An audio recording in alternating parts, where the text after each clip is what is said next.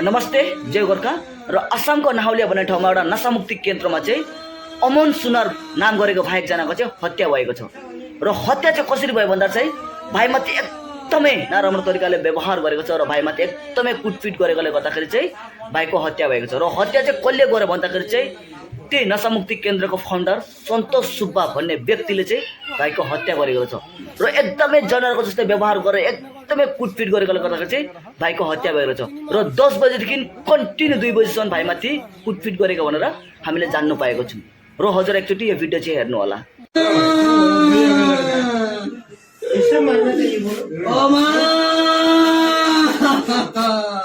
अच्छा होने के लिए रखा है।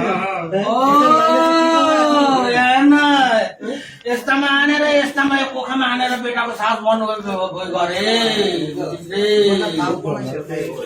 নিলে অফিসত ৰাতি 10টা বজাত ৰাতি আনিছে শুই থকা অৱস্থা 10টা বজাত আনি কিনে পুৰা পিটিছে পিটি কিনে ই কৈ আছে যে চা মই উঠিব নোৱাৰো পিটিছে উঠ বুলি কৈছে কমসে কম 10:30 বজাৰ পৰা 2টা বজালৈকে মাৰিছে। মই তাতে আছিলো, মোৰ ওচৰতে মানে এনেকুৱাকে পুৰা পিটিছে মানে তাৰপিছত ই কৈছে চা মোৰ অইল মেডিকেলত মামা এজন আছে, আপুনি বিশ্বাস নাই গৈ কিনে মোৰ এক্সৰে কৰাই লওক বুলি কৈছে। এক্সৰে কি হৈছে, তোৰ হাৰ্ডি ভাঙিছে নেকি, এক্সৰে ওলাবহে বুলি কৈ তেনেকুৱাকে পিটিছে। মানে কিমান দিন হৈছিলে ইয়াত অহাটো 3 মাহ হৈছিলে। কি নাম তেখেতৰ নাম অমন সোণাৰ, ঘৰ বৌমাটি নদী।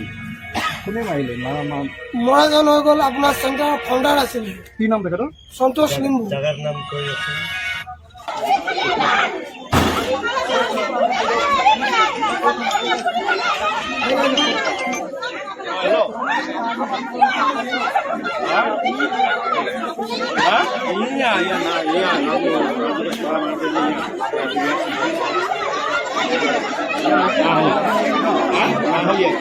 र तपाईँहरूले यो भिडियो हेरिहाल्नु होला र आफै तपाईँहरू चिन्ता गर्नु होला।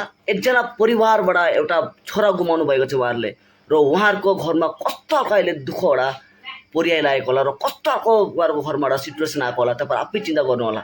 र यस्तो जनावर जस्तो सोच भएको व्यक्तिले एकदमै नराम्रो तरिकाले कुटपिट गरेर त्यो भाइको हत्या गरेको छ। र म चाहिँ भन्छु यस्तो जनावर जस्तो सोच भएको व्यक्तिको यो धरतीमा जिउने अधिकार छैन। र त्यसैले र यस्तो व्यक्तिले हामीले कस्तो सजाय दिँदाखेरि चाहिँ सही होला र तपाईँहरूले कमेन्ट गरेर कमेन्टमा जनाउनु होला। साथै असम सरकार र पुलिस प्रशासनलाई म अनुरोध गर्न चाहन्छु यो व्यक्तिलाई छिट्टोभन्दा छिट्टो पक्राउ गरेर कडाभन्दा कडा सजाय दिएको हामीले देख्नु पाउनुपर्छ।